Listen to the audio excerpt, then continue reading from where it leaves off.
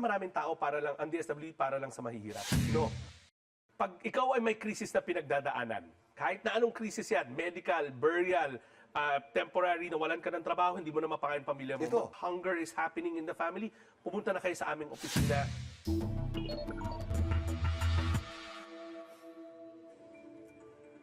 Pilipinas, gising na! Araw-araw po bungad sa atin ngayong linggo ang pagtaas ng presyo ng petrolyo at pinakapektado niya ng mga kapuso nating driver. Isa sa mga tugon ng ating gobyerno, 5,000 pesos sa ayuda na sisimulan sa susunod na linggo. Ano naman kaya masasabi ng mga kapuso natin dito? Tuwa kami kasi nabibigyan kami. Pero dapat talaga, yung para sa amin talaga, bigyan ng gobyerno. Pwede na yung pandagdag. Pero yung sa kita namin, kulang talaga. For private employees lang po, gusto ko po is nila yung work from home. Kakabawas din siya sa gastusin. Mag-focus na lang rin po siguro yung government sa pag i-invest sa sarili nating oil production. Kahit na magkaroon ng digmaan ulit, hindi pa rin tayo ma-short sa langis kasi meron tayong sariling investment ng langis. Pag-usapan po natin nga ngayong umaga on record sa unang hirit at makasama natin mismo DSWD Secretary Rex Gatchalian. Secretary, thank you for joining us. Good morning, Ivan. Good morning sa mga nanonood sa inyong programa. Yan. Thank you for having me. Sec, we are on record. Unang tanong natin. Nag-anunsyo kayo sa Malacanang the other day. Sinabi doon, agad yung pupulungin yung mga social welfare officers sa buong bansa para sa rollout ng 5,000 pesos para sa tricycle at jeepney drivers. Anong latest dito? Baka may bago kayo anunsyo, Secretary. Inuna natin yung Metro Manila dahil Okay. sunod sa utos ng ating Pangulo, simulan na to. So ang pinakamabilis i-mobilize Metro Manila at napakalaki ng bilang ng tricycle drivers dito. Okay. Nung nag-meeting kami, lumalabas sa talaan natin 139,000 na Okay. tricycle drivers ang kailangan mabigyan ng tulong pinansyal starting this Tuesday. And we're on track. Sa meeting na namin, sabi ng mga social workers, kaya nila. Lilinisin lang nila yung mga listahan para masigurado. When I say lilinisin, hindi magbubura, na tama yung mga pangalan. Kasi gusto Right. natin sa Tuesday, mabilisan to para hindi naaantala yung kanilang pasada. Okay.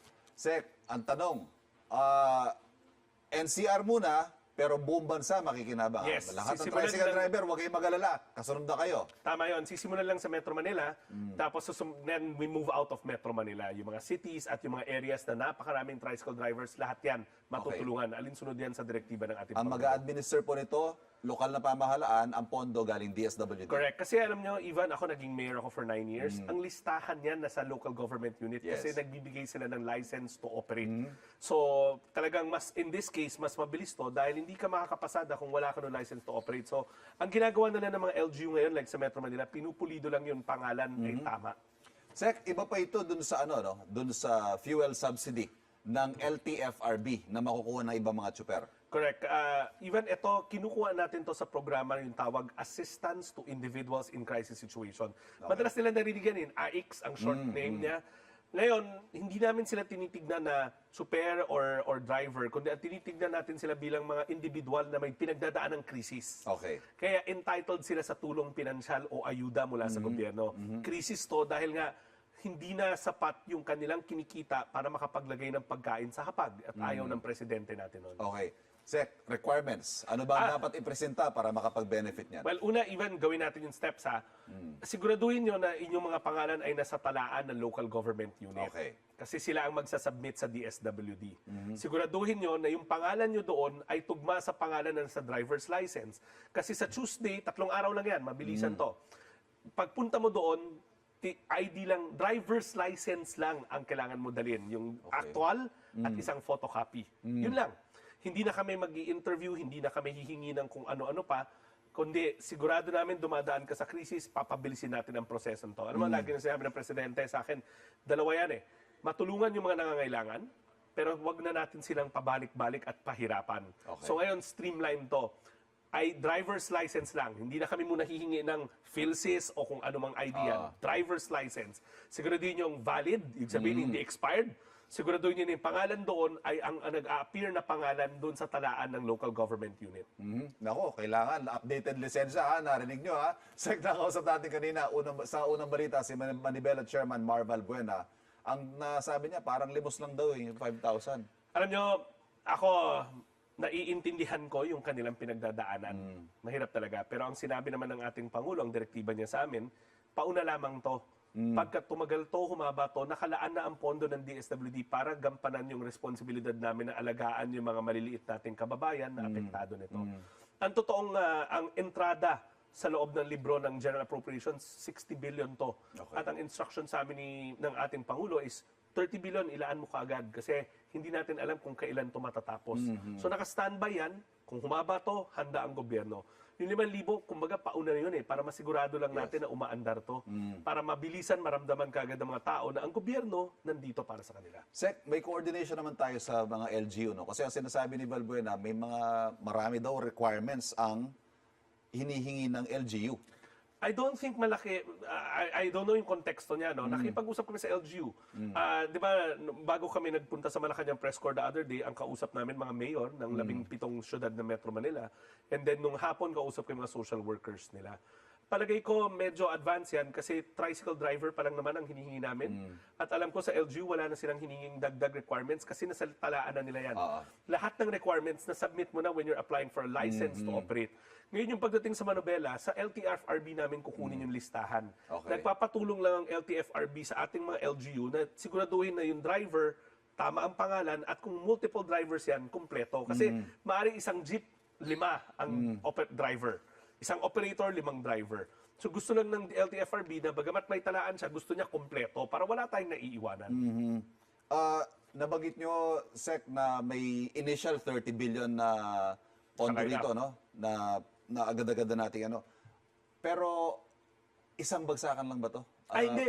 Aabot kaya to ng, suppose magtagal pa tong krisis na ito. Even, I don't think naman kaagad magagamit natin yung 30 billion. Malaking halaga ang 30 billion. Gusto lang namin i-assure ang taong bayan na nakalaan na yan. Nandyan yan. So kung tumagal man to, kahit umabot, wag naman sana, kung umabot man ng June, meron tayong pinagkukunan ng pinagkukunan. Now, lumampas ng June, tulad na nasabi ko nga, 60 billion yung AX na yan. Oo, baka sabihin nyo, hindi naman para dyan lang yan. Araw-araw ang daming lumalapit sa DSWD, tama rin yun. Pero kasya yan. Lahat ng dumadaan sa krisis, araw-araw pwede pumunta sa DSWD.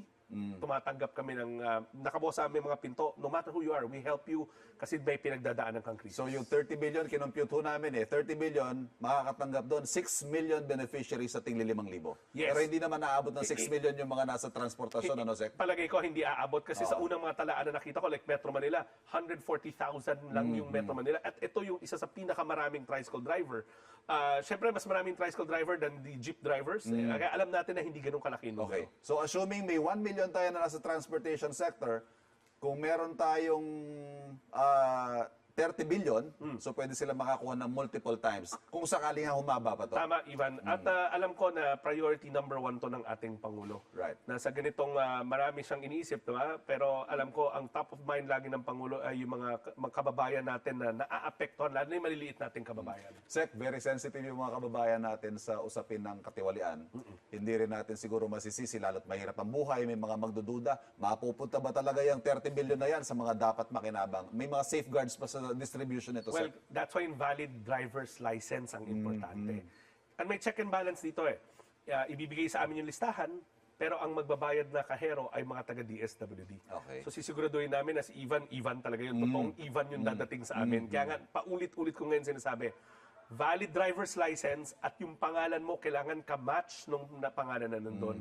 Para talagang alam namin na ikaw yan. May Tapos, safety nets naman. Baka may mga favored na kapitan si Mayor. Ito mga kamag-anak mo, ipila mo yan. Actually, alam mo, Ivan, in this case, huwag tayo mag-alala sa ganyan. Kasi tulad ng sinabi ko, itong mga driver na to, namamasada na yan right now. Okay? So lahat yan may license to operate galing sa kanilang mga lokal na pamahalaan.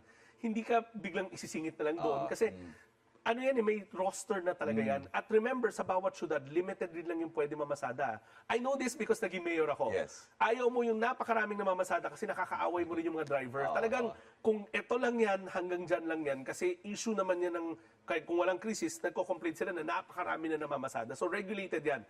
Also, yung mga tricycle na yan, may prangkisa yan. So, pwede mo i-check sa ordinansa, ilan lang yung prangkisa na nilabas nila. Sec, another observation. Is this the best use of limited resource? Ayuda ba talaga ang sagot? Ivan, ang sagot namin dyan is trabaho ng DSWD, in this case, na tumulong sa mga apektado. You have to remember, pangalan namin, social welfare. Kahit saan kang bansa pumunta, may social welfare. Yes. Sa iba tawag, social protection. Kami tawag natin dito, social welfare. Even sa states, meron kayong mga unemployment, tawag nila, unemployment benefits, Correct. unemployment Correct. check. Tayo, na sa crisis mode tayo ngayon, at importante na yung resources ng gobyerno, maramdaman ng mga nangangailangan. Sek, nagtatanong naman yung mga middle class o hindi naman yung sobrang hirap pero apektado rin dito sa sitwasyong ito. Ano naman yung pakinabang nila? Even Kaya, good, very, very good question. Akala na maraming tao ang DSWD para lang sa mahihirap. No. Pag ikaw ay may krisis na pinagdadaanan, kahit na anong krisis yan, medical, burial, temporary, nawalan ka ng trabaho, hindi mo na mapakain pamilya mo. ito, Tungo lang ang mahal, kayo. ang mahal ng gasolina. At kung apektado na kayo, na may mga pagbabago na sa pamilya, hunger is happening in the family, pumunta na kayo sa aming opisina. May mga social worker tayo na mai-interview kayo. Kaya kami may social worker para sila na yung magsasabi sa departamento, itong taon to kailangan na ng social welfare. Remember, Ivan, ang tawag dyan sa entrada namin, sa libro namin is cash relief assistance. So, whenever you're in crisis, kailangan mo ng immediate na panandaliang relief, meron ho sa Doesn't DSWD. have to be hindi kailangan nasa transportasyon Hindi, ka. hindi, hindi. O yan, mga cameraman natin, no, nakikinig sila. Ayan. First quarter pa lang, Sek, ang dami na nangyayari. Nung ipasa natin yung budget for 2026, hindi naman natin na-factor in itong magkakagera sa Iran, hindi ba? First quarter pa lang tayo, magkakabagyo pa, kung ano pang mga pangangailangan natin na kailangan ng DSWD. Kaya pa ba, Sek, ng Kaya, pondo natin? alam mo, Ivan, una nagpapasalamat ako sa Kongreso at sa Senado. Kung matatandaan nyo, kami nagsabi na nung una yan lumabas yung General Appropriate, nung GAB pa lang siya, nung bill proposal Bill, pa lang yes. siya, maliit yung AX account doon. Parang nasa 30 billion lang kung di ako nagkakamali. Sabi namin, di yan kakasya kasi may mga unforeseen katulad nito. At nakinig naman ang ating mga mambabatas, ginawa tong 60 billion. Kaya ako nagpapasalamat ako. At ngayon, mararamdaman nyo na sa oras ng pangangailangan, may pangangailangan ng taong bayan, nandyan ang DSWD. Now, Ivan, kaya pa ba? Alam nyo, may iba pa kami mga fund source eh. Okay. Pero halimbawa, nagkaroon, wag naman, sunod-sunod na sa kuna, may state of calamity, meron tayong quick response fund. So, Okay. para doon naman yon. So, yun, dinagdagan din ng Kongreso yon. Dating 18 billion, naging 30 billion. So, ang takeaway dito, nakahanda ang inyong DSWD, may instruction na ang ating Pangulong Ferdinand R. Marcos Jr. na siguraduhin na ready tayo gumanap sa ganitong mga pagkakataon. Sek, just to clarify, kapag may nararamdamang krisis o pangangailangan, pwede pumunta. Yes, Anong requirements? Ang mga krisis, simple lang. Isang valid government ID at yung proof ng krisis mo. Medical bill ba yan? Promissory note ba yan? Kontrata sa punerarya na hindi mo mabayaran? Patunay na natanggal ka sa trabaho at hindi mo na mapakain ang iyong pamilya. Dalawa lang yan. Remember, ito, sinimulan to ni Sec Erwin noon, Sen Erwin na ngayon, Sen Erwin Tulfo. Binawasan niya na lahat, tinuloy lang namin. So dalawa lang ang hiningi namin. Isang patunay na ikaw yon at pangalawa, isang ebidensya na ikaw ay may pinagdadaan ng krisis. Ayan. Sek, sasabihin natin sa mga manonood natin, subukan nyo. Well, ako lagi Try DSWD. lagi nag-aagam-agam ang mga mamamayan kung pwede lumapit sa DSWD. Right here, right now, pumunta kayo sa pinakamalapit na DSWD office. Marami yan. Nasa web, Facebook account namin yan. Dali nyo lang isang valid ID, pati yung patunay ng inyong kailangan na tulong. Hospital bill, promissory note ng hospital, or halimbawa namatayan tayo, hindi nyo mabayaran yung punerarya, yung kontrata. Dali nyo lang sa amin, tutulong at tutulong ang ating mga social worker. DSWD Secretary Rex Gatchalian, maraming salamat, sir. Thank you, Thank Ivan. you very Thank much you. for Thank joining you. us. Ang mga issue pinag-uusapan, lilinawin, hihimayin natin on record sa unang hirit. Ikaw, hindi ka pa nakasubscribe sa GMA Public Affairs YouTube channel? Bakit? Mag-subscribe ka na, dali na, para laging una ka sa mga latest kwento at balita. I-follow mo na rin ang official social media pages ng Unang Hirit. Salamat, Kapuso.